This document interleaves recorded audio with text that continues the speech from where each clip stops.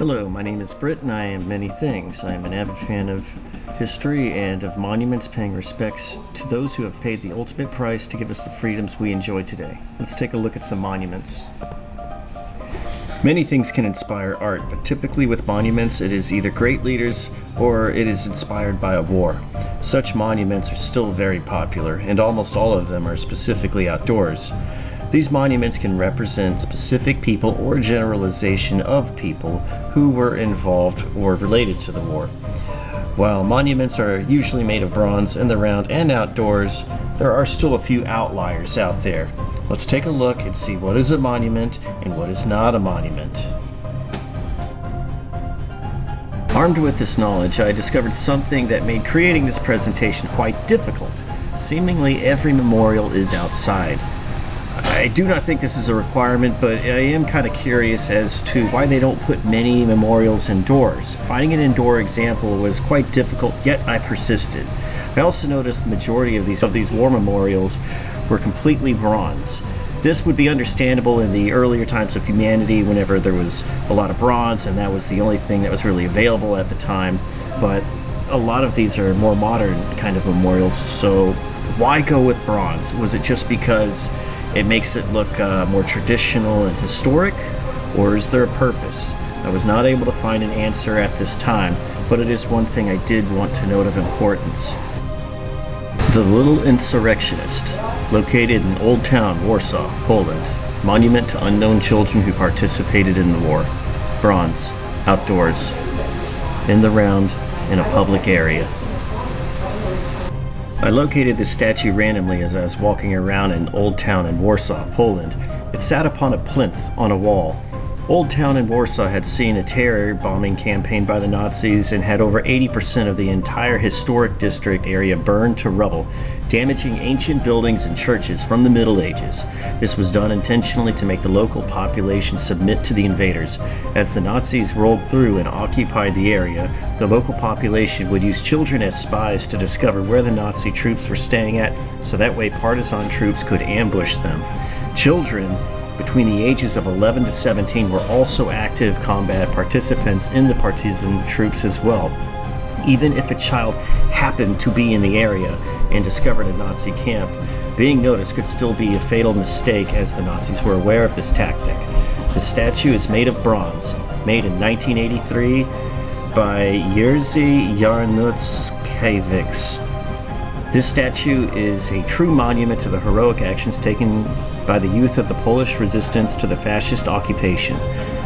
To look upon it is to be reminded that freedom is not free, and within you it stirs a dark realization that the number of casualties we see in books and in the news are filled with so many unnamed heroes who sacrificed everything. They are not numbers in a book, they are real people, every single one of them. Located on the plinth outside of Old Town, like many other monuments, it is in a public space, outdoors, and you are able to view it in the round. This is a most typical and de facto way to display war monuments.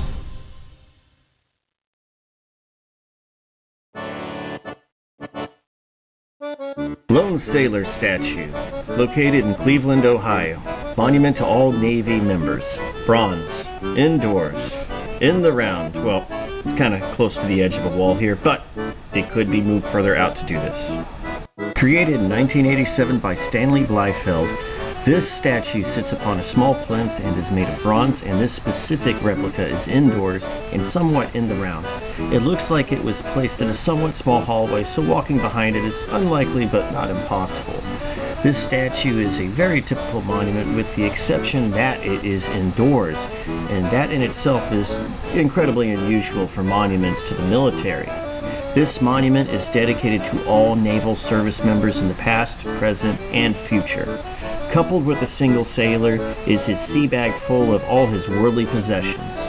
Such is the life of a sailor. Mammon, located in Ottawa, Canada. This is not a monument. Contains bronze as well as other elements. Outdoors, in the round. Created in 1999 by Louise Bourgeois, this is called Mammon, and it is not a monument. Mammon is a sculpture, even though it is consisted mainly of bronze with some marble and steel. As we previously seen, a lot of war memorials all use bronze, almost, I don't want to say exclusively, but it's either bronze or concrete. There's a pretty rigid system in place. And even though this thing is outdoors, even though it is mostly bronze, even though it honors the creator's mother, a real person, this is not a monument. So what is it?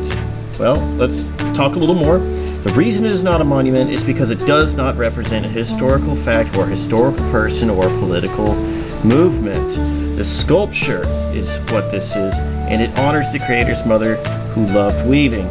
This art is surreal and does not try to represent an event, but instead focuses on expression or emotion, and this is the distinctive factor.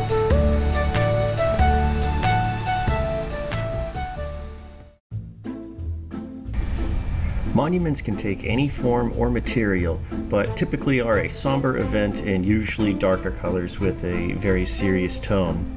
The Tomb of the Unknown Soldier in Poland is marked by an eternal flame to honor those who died fighting fascists. Monuments aren't always bronze, and they don't always need to be concrete either, as well. But I suppose we typically see those because it makes these heroic figures just look godlike. And here we can see the eternal flame in Poland, which is not a statue, it's not made of bronze, but it is still a monument at the end of the day because it is dedicated towards a historical event that did happen. So that's why it kind of absolutely breaks the rules here, but if you know the rules, then you can break them as far as art goes. Art is a very flexible form, and it's all about the interpretation to the user, but all the same, there are rules. They're loose rules, but there are rules. Thank you for enjoying my presentation. My name is Britt. Have a good day.